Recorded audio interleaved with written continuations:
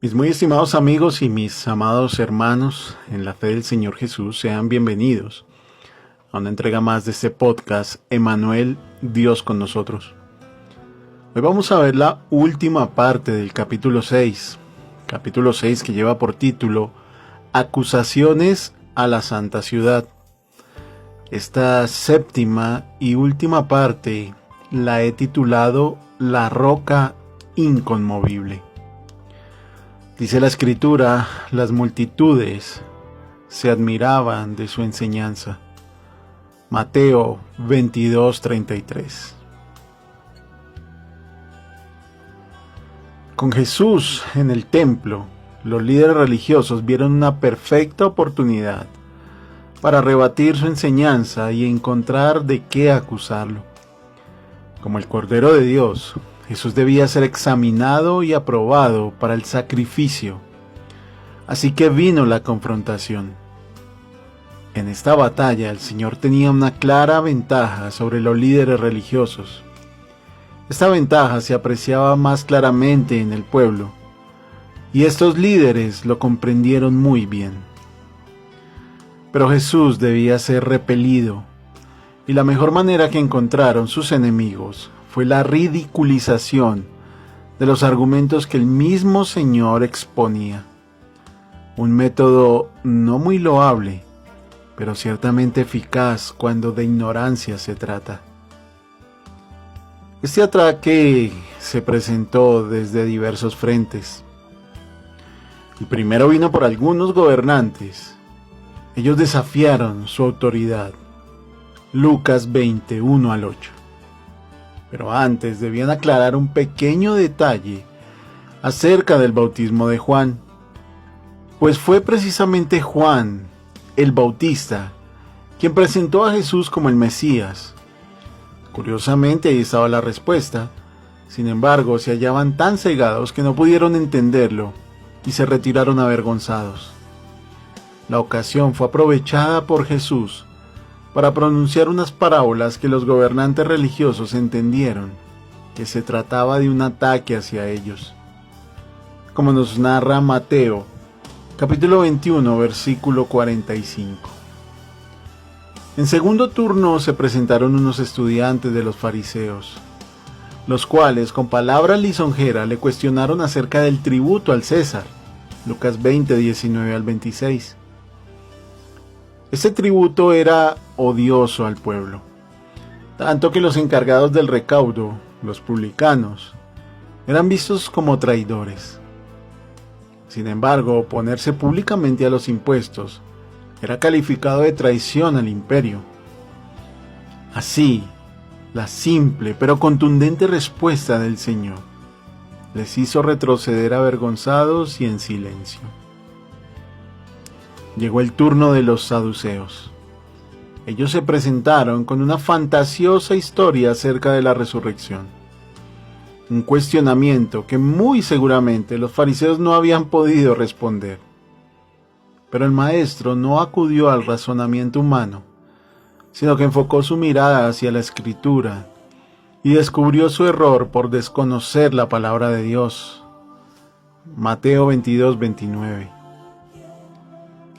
Vino luego un fariseo con una pregunta de su propia especialidad, la ley. Pero encontró en la respuesta del Señor el más profundo resumen de la misma, como nos narra Mateo 22, 34 al 40. Con sus enemigos derrotados, Jesús tomó el turno de las preguntas. Les lanzó un cuestionamiento sobre la naturaleza hipostática del Mesías. Mateo 22, 41. Pero, ¿cómo podrían responderle si ellos mismos ni siquiera podían reconocerle como tal? Este fue el fin de toda controversia. Desde ese momento ninguno osaría preguntarle cosa alguna. Nadie se atrevería a arrojar piedras a la roca inconmovible. No, ya no más. Pasado este acontecimiento, el Señor pronunció las acusaciones más terribles sobre los líderes religiosos, y aunque todo su discurso fue memorable, Quizá la declaración que más acentúa es el hecho que todo aquel que constituía un discípulo de ellos mismos caía en un pozo muy profundo. Cualquiera que se hacía discípulo de los fariseos venía a ser peor que su maestro. Mateo 23:15. Además declaró una terrible profecía sobre la santa ciudad, una cuestión escatológica que aún hoy en día despierta discusiones y especulaciones diversas. La encontramos registrada en el capítulo 23 de Mateo, versículo 37. Esta visita al templo termina con una piadosa escena de una viuda y su ofrenda. Escena que fue inmortalizada por el Señor al declarar que ella había dado todo su sustento, lo cual sin duda le agradó. Allí se encontraba, en la casa de su padre, indignado por la manipulación religiosa y profesional de los fariseos y saduceos, pero reconfortado por ver que Dios, su Dios, no se queda jamás sin testimonio y muestra su gracia y misericordia, aún en la viuda pobre que entregó todo lo que tenía. Dejando el templo, sus discípulos se sintieron atraídos por los edificios. Sería entonces el momento perfecto para dar su gran profecía, no solo sobre el final del templo mismo, sino sobre la santa ciudad y sobre Israel. Y por qué no decirlo, sobre el mundo entero, como nos narra el capítulo 24 de Mateo. Ellos debían entender que su Mesías es la roca sobre la cual el verdadero templo vivo se fundaría, es decir, la iglesia. Los sinópticos presentan este terrible cuadro y Mateo agrega unas parábolas explicativas.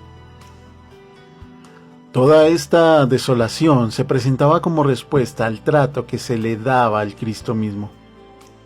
Ya no había quien debatiera con él.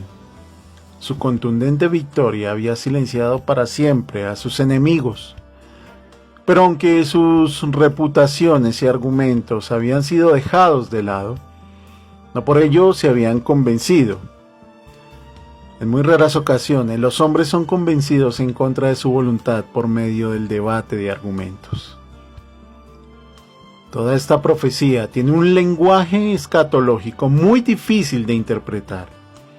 Aunque el mismo Señor se pronunció en cuanto a su desconocimiento del tiempo de todas estas cosas, esperó que ocurrieran en esta misma generación, como efectivamente ocurrió cerca del año 70.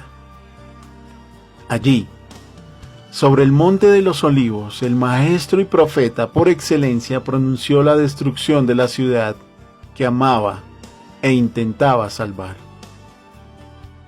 La mejor lección que podemos extraer de esta profecía es la diligencia. La misma incertidumbre así lo demanda y no da lugar al descuido. Para los acusadores será fácil decir que todo esto es vacío, pues Cristo jamás vendrá.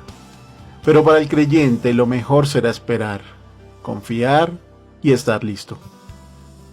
Dejaron el monte y se dirigieron a Betania.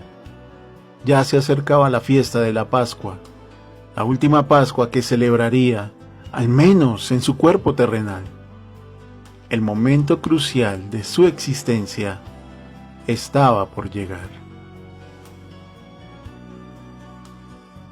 Muchas gracias por su atención en este día y nos encontraremos en una próxima oportunidad. Hasta entonces, que mi Señor les bendiga.